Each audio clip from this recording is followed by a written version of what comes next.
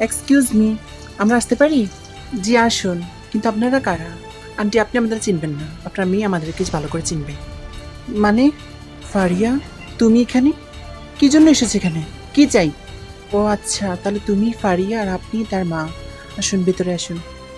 না, আমরা এখানে বসতে আসিনি। বসতে আসুনি, তাহলে কি জন্য এসেছো এখানে? কোন উদ্দেশ্যে?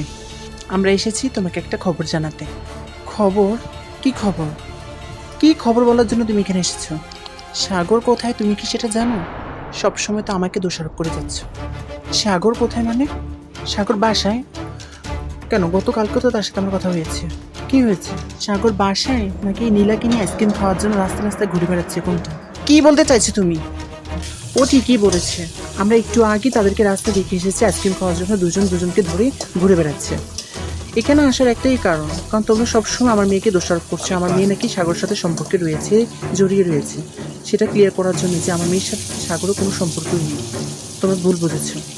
আপনারা যা বলছেন সত্যি বলছেন তো? আমরা মিথ্যে বলবো কেন? বাড়ি বয়ে এসে তোমাকে এই কথাগুলো বলার একটাই কারণ, তোমাকে জানানোর জন্য যে সাগরের সাথে আমার কোনো সম্পর্ক নেই। জাস্ট এইটাই ক্লিয়ার করার জন্যই আমি বাড়ি বয়ে এসেছি তোমাকে কথাগুলো জানানোর জন্য। এই নীলাটা কি? গতকালকেও এত রাতে সাগরের রুমে ছিল, এখন আবার আজকে রাস্তায় আইসক্রিম খাওয়ার জন্য ঘুরে বেড়াচ্ছে। এসব কি অসভ্যতামি? নীলা সম্পর্কে সাগরের ভাইয়ের বউ হয়, মানে ভাবি। কিন্তু আমার মনে হয় না যে ওদের এই সম্পর্কে এখানে সীমাবদ্ধ রয়েছে। ওরা একে অপরকে বিয়ের আগে থেকেই চেনে, এবং সেটা আমি জানি। তুমি এই কথাগুলো আমাকে আগে জানাওনি কেন?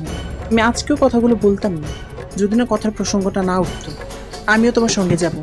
সাগর তো এভাবে এরকম দুই নৌকোয় পা দিয়ে চলতে পারে না। ওকে তো যে কোনো একটি নৌকো নিয়ে বেছে নিতে হবে।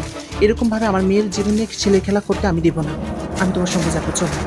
আমি এখনই সাগরের বাড়িতে যাব, তারপর দেখবো ওই নীলার কত ধানে কত চাল।